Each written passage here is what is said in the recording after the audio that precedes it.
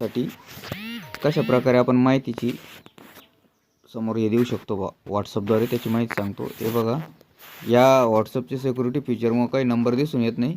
तर हे बघा, तुम्हाला हे जे दिसलं याच्यात नंबर आहे। मी तुम्हाला त्यांचा नंबर दाखवतो। हे बघा, मी नंबर कॉपी करून घेतलेला आहे। हा नंबर आहे मित्रांनो, जो व्हिडिओमध्ये दिसेल तुम्हाला। या नंबरला तुम्ही हाय मेसेज केल्यानंतर यामध्ये तुम्हाला ऑप्शन येतात।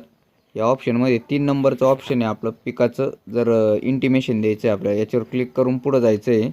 त्यानंतर ज्याची पॉलिसी असेल त्याला पुढचे बी पर्याय उपलब्ध होत चालतात मित्रांनो। याच्यात हे बोट आहे एक प्रकारचं। हे बघा, खरीप 2025 यामध्ये सेंड केलं पॉलिसी असेल तर तुम्हाला याच्यामध्ये माहिती भेटेल।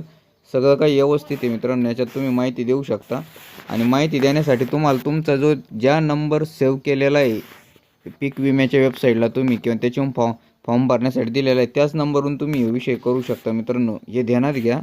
आणि जर होत नसेल तर तुम्ही नंबर चेक करू शकता, बाकी काय प्रॉब्लेम नाही। हे बोट आहे, ऑनलाईन आहे। याच्याद्वारे तुम्ही पीक विम्याची माहिती किंवा तुमची जी नुकसान झालेली इंटिमेशन आहे ते देऊ शकतात।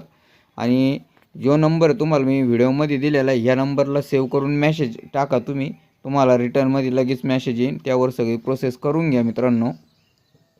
जो त्यांचा नंबर दिलेला आहे त्यांनी, का जो नंबर तुम्ही दावित आहे 11447 का काहीतरी असा नंबर आहे, तो काय उचलला जात नाही, प्रतिनिधी व्यस्त आहे असं दाखवतात। तर तुम्ही या माहितीचा फायदा घ्यावे।